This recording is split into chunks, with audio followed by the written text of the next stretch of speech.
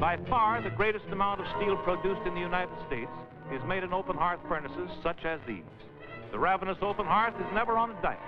It devours good scrap metal, odds and ends of antique flibbers and chunks of old rails, axles that may yet roll again, even chicken wire.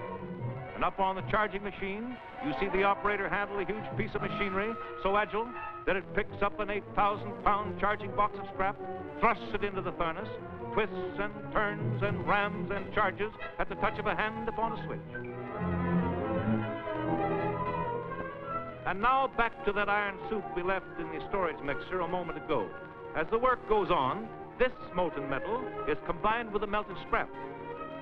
Perched high above, the crane man watches the ladle fill, then guides giant hooks in to carry the ladle down the line to the furnace.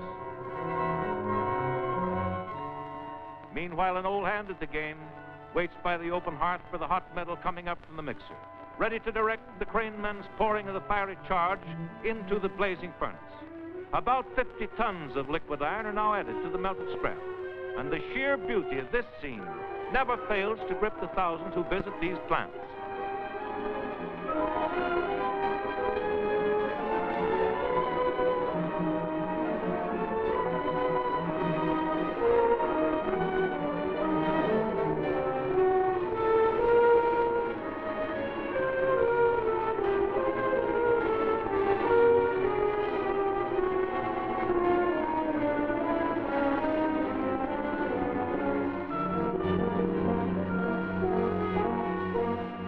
Ago, the making of steel was the experienced guesswork of smart old-timers. But today, their experience is backed up by the most accurate of scientific instruments. This is steel in the making. Throughout every stage of steel's vivid evolution, repeated tests are taken. The helper dips his test spoon, mind you, into the soup, and to the steel maker it is just that, soup. And this sample, poured into a test mold, goes to the laboratory for analysis.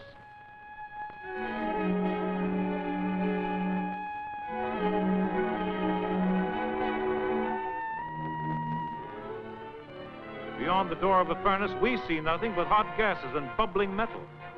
But the man who makes steel sees there streamlined trains streaking smoothly across the continent. Great ships carrying the products of the farm and factory to the four corners of the earth, sailing the seven seas with the promise of world peace through world trade, with commerce and profit to all. He sees concrete roads made from the slag of blast furnaces, busy with cars and trucks of steel. He sees beyond that bubbling steel the wire lines of modern telephone and telegraphic communication, and the high towers carrying electric power to home and industry. He sees modern farming made possible by steel machinery and fencing. Countless oil derricks stretching their structures to the heavens, gaunt frameworks of steel, landmarks of another of America's great industries. Big and little things he sees, the big little conveniences of modern cookery, stainless steel utensils in kitchen sinks, hammers and little nails that play a big part, or the melodious vibration of a finely drawn steel piano string. He sees acid-resisting cans for food preservation, or a fine steel watch spring set in a steel chassis. And he sees tall buildings of steel, rearing their proud heads almost above the clouds. Great bridges spanning rivers and harbors, bringing commerce and its people closer and closer together.